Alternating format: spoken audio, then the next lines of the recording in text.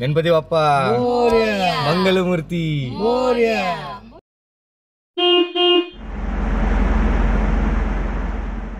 सातारा मार्ग आहे ना? हा सातारा आहे. आज आम्ही सगळे निघालोय महाराष्ट्रातील स्वर्ग बघायला, म्हणजेच मालवण जायला. आई दादा पुण्याला आले ना की असे बरेचसे छोटे छोटे प्रवासाचे प्लॅन होत असतात, पण ह्यावेळी मात्र सगळ्यांचा उत्साह काहीतरी वेगळाच होता. या वर्षाची आमची ही सगळ्यात मोठी ट्रिप, ती म्हणजे आमच्या सगळ्यांचं आवडतं असलेलं ठिकाण कोकण. कुठून जायचं म्हणतो तू?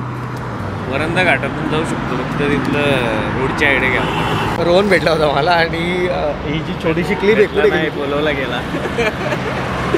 आम्ही अंधारवनच्या ट्रेकला भेटलो होतो आणि अंधारवनच्या ट्रेकला ही जी क्लिप आहे माझी राहिली होती रोहनकडे, आणि रोहनच्या गोप्रोची बॅटरी माझ्याकडे राहिली होती. तर त्यानिमित्ताने आमचं पुन्हा एकदा भेटणं झालं. म्हणजे आईला ॲक्च्युली गणपतीपुळ्यासोबत हरिहरेश्वर पण करायचं होतं, म्हणून मी आपली कोकण कोस्टलची राईड आहे श्रीवर्धनकडून, तर मी श्रीवर्धन, हरिहरेश्वर, वेळास, केळशी, आंजर्ले, हरणे या साईडने जयगड करून मी गणपतीपुळ्याला जाणार होतो. आणि याच्यात जवळपास आपल्याला 3 जेटी लागतात, जे की एक तवसाळ जेट्टी, एक जयगड जेट्टी आणि अजून 2 जेट्टी आहेत, मला एक्झॅक्टली नाव नाही माहिती. आणि गणपतीपुळ्याला मी स्टे करणार होतो आणि गणपतीपुळ्याहून मी पुढे जाणार होतो, ते म्हणजे मालवण साईडला. तर मी प्लॅनमध्ये आता थोडेसे चेंजेस केले. म्हणजे रोहनने मला आता सांगितलं की वरंदा घाट आहे, तिकडून पण तू जाऊ शकतो, तो पण रस्ता एक चांगला आहे. आणि दुसरी गोष्ट म्हणजे की हा जो रस्ता आहे जो श्रीवर्धनवरून गणपतीपुळ्याचा आहे, तर हा रस्त्याची अवस्था थोडीशी बिकट झाली त्यावेळेस. म्हणजे 5-6 महिन्या अगोदर माझा मित्र गेला होता, तर तो मला काल रात्री बोलला की रस्ता खूपच खराब झाला. आणि आता पावसाळा पण संपला आहे, त्याच्यामुळे अजून कदाचित रस्ता खराब असू शकतो. म्हणून आता जास्त एक्सपेरिमेंट न करता डायरेक्टली गणपतीपुळे सातारा कराड मार्गाने जातो, इकडूनच वरंदा मार्गातून. आणि त्याच्यानंतर मग उद्याचा जो प्रवास होणार आहे, जो गणपतीपुळे ते आपला देवबाग मालवण जो तारकर्लीचा आहे, तो मग मी कोकण कोस्टलने करणार आहे. चलो ठीक चालेल.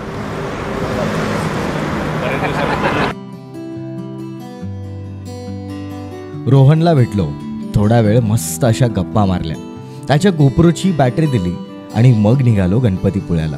ठरवलं होतं की वरंदा घाटाच्या सुंदर अशा मार्गाने जायचं, म्हणून पटकन गुगल मॅप लावलं आणि प्रवास सुरू झाला. सुरुवातीला ना सगळं अगदी सुरळीत चाललं होतं, प्रवासही मस्त चालला होता. रस्त्याचं सौंदर्य, डोंगरांची थंडी आणि वाऱ्याची झुळूक अगदी मन असं मस्त प्रसन्न करत होती. पण थोड्याच वेळात गुगल मॅपने पुन्हा एकदा आपलं कौशल्य दाखवलंच. गुगल मॅपने आम्हाला गावाच्या आतल्या रस्त्यांमधून, शेतींमधून, चिखलाच्या रस्त्यांमधून नेलं. कुठे गाडीला जागा नाही, समोर रस्ता आहे की नाही हे ओळखणं सुद्धा अवघड झालं होतं. अखेर खडतर रस्ता पार करून आम्ही जेव्हा सातारा हायवेला लागलो, तेव्हा सगळे एकमेकांकडे बघून हसले आणि मग ठरवलं की पुढच्या वेळेस गुगल मॅपला नाही, एकदा गावकऱ्यांना सुद्धा विचारायचं.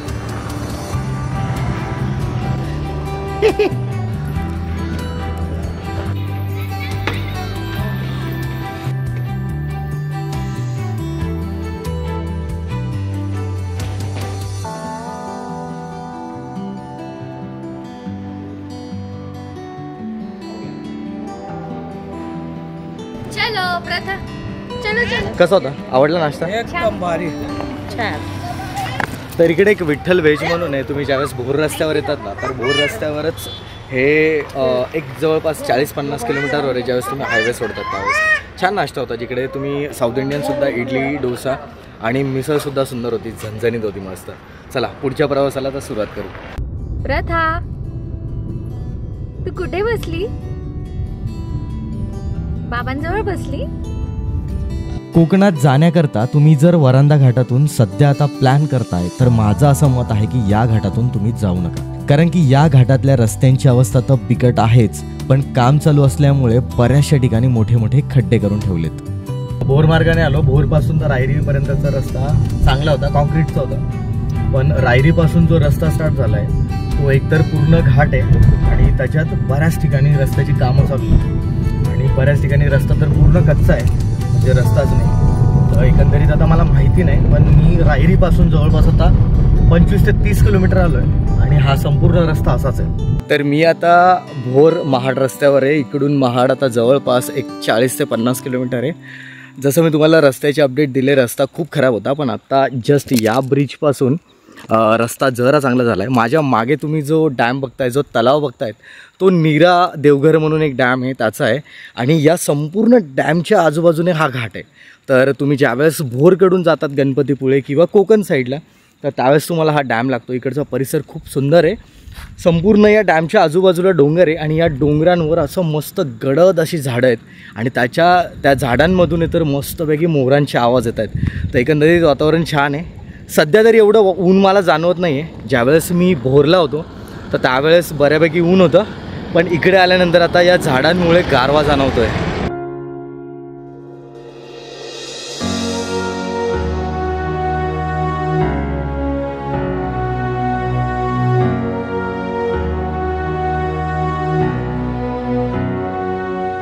गाडी बंद केल्यावर गरम होते. एसी बंद झाला ना. ॲक्च्युली थोडंसं पितृपक्षाचं ऊन आहे ना, तर त्याच्यामुळे गरम होत आहे. कारण AC बंद केलं लगेच गरम व्हायला लागलं कारमध्ये. आई मजा येते एकदम. खूप मजा. काय आवडलं? छान आहे इकडचं सगळं वातावरण, झाडी, ट्रॅफिक नाही, काही नाही. मेन म्हणजे ट्रॅफिक नाही इकडे.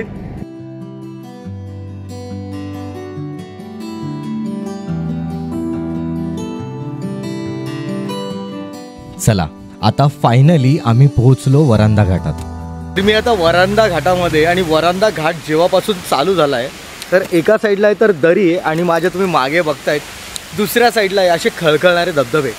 हा धबधबा म्हणजे जवळपास 8वा ते 10वा असेल. या धबधब्याच्याच बाजूला तो एक धबधबा आहे. म्हणजे वरांदा घाटाच्या भरपूर साऱ्या स्टोरीज आणि भरपूर सारे ब्लॉग मी बघितलेत आणि त्याच्याचमुळे मी आज या घाटातून आलो. रस्ता तसा भयंकर होता, म्हणजे खूप खराब आहे रस्ता, पण जो वरांदा घाट आहे ना तो एक नंबर आहे.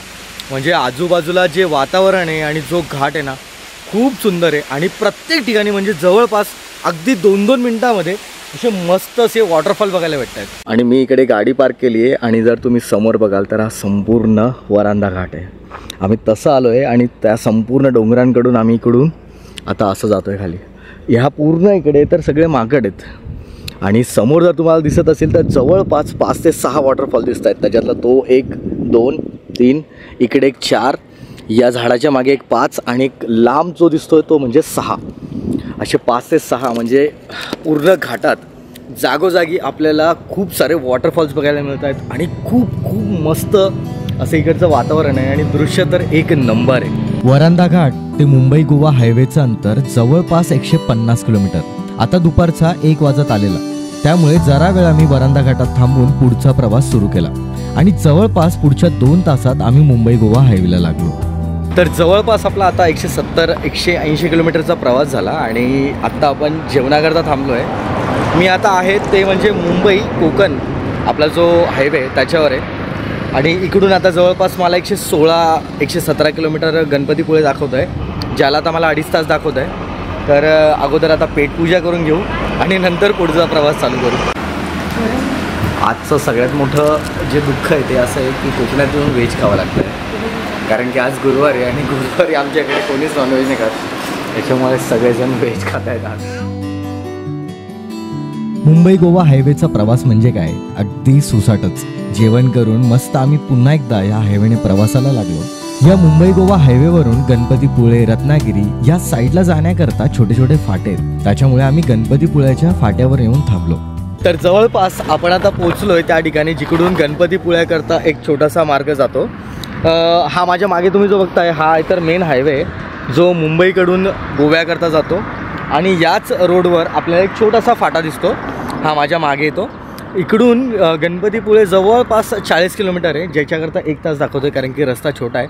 आणि आपण आता हा मेन हायवे सोडून या रस्त्याने पुढे कंटिन्यू करणार आहे कारण की आपण आता जातो आहे गणपतीपुळ्याला. फक्त थोडासाच खराब आहे. चांगला रस्ता आहे का पुढे? अच्छा अच्छा, पण सगळं असा छोटाच आहे का? हा छोटाच आहे, जास्त मोठा नाही. ठीक आहे ठीक आहे, चालेल. कोकणामध्ये जेव्हा आपण प्रवेश करतो ना तर मनाला एक वेगळ्याच प्रकारचं समाधान मिळतं. या कोकणातले रस्ते जरी छोटे छोटे असले ना तरी याच्या दोघेही साईडला जी घनदाट झाडी आहे ना त्याच्यामुळे तुमचा प्रवास अगदी प्रसन्न आणि उत्साही होत असतो.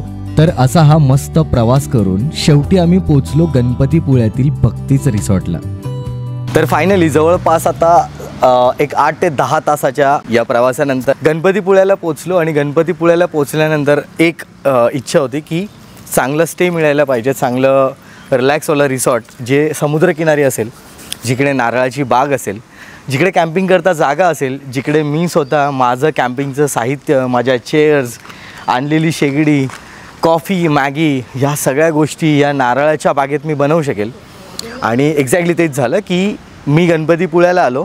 सरळ आपण ज्यावेळेस गणपतीपुळ्याला साताराकडून येतो तर त्या साईडने मी सरळ आलो, जिकडे आपण हरिहरेश्वर श्रीवर्धन रस्त्याला जातो. आणि इकडे जस्ट इन्क्वायरी करता करता मला मिळालं भक्ती रिसॉर्ट. सुंदर अशी मोठी नारळाची मस्त बाग आहे, लांब लांबपर्यंत इकडे फक्त नारळाची झाडे, मागे तर समुद्र किनारपट्टी आहे. गणपतीपुळ्यातलं आपल्या बाप्पांचं मंदिर अगदी इकडून 2 ते 3 मिनटावर आहे, जे की तुम्ही पायीसुद्धा जाऊ शकता.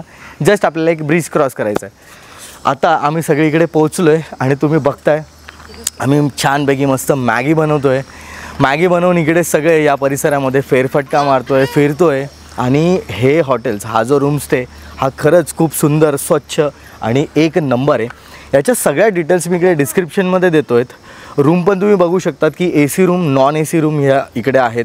याच्यात तुम्हाला वॉशरूमसुद्धा खूप क्लीन आहे.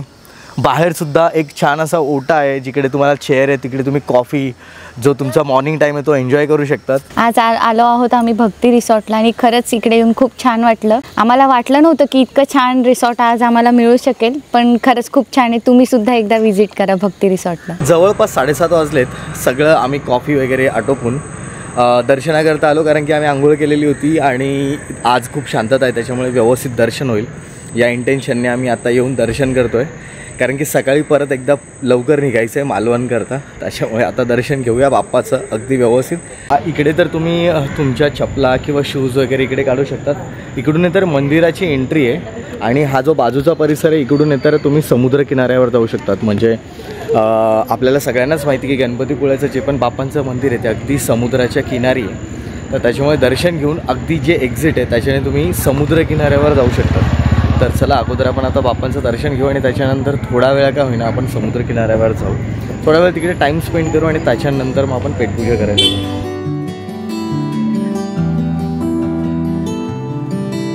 जाऊ. गणपती बाप्पा, गणपती बाप्पा, गणपती बाप्पा, गणपती बाप्पा. मागच्या वेळेस आलेलो त्यावेळेस इकडे आम्ही महाप्रसाद वगैरे खाल्लेला आणि छान होता, मजा आली. आणि आत्ताचं जस्ट मावशींकडून कळालं की महाप्रसाद आता चालू झाला आहे.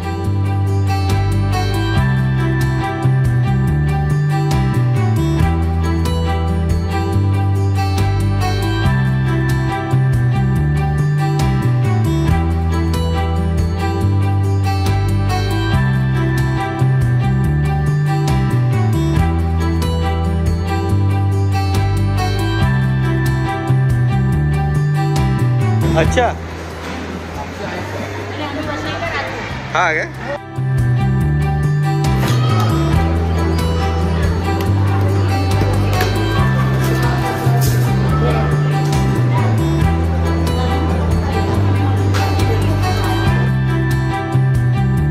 उद्या आम्ही जाणार आहे गणपतीपुळ्याहून मालवणला आणि हा जो प्रवास आहे हा संपूर्ण कोस्टलवाला होणार आहे.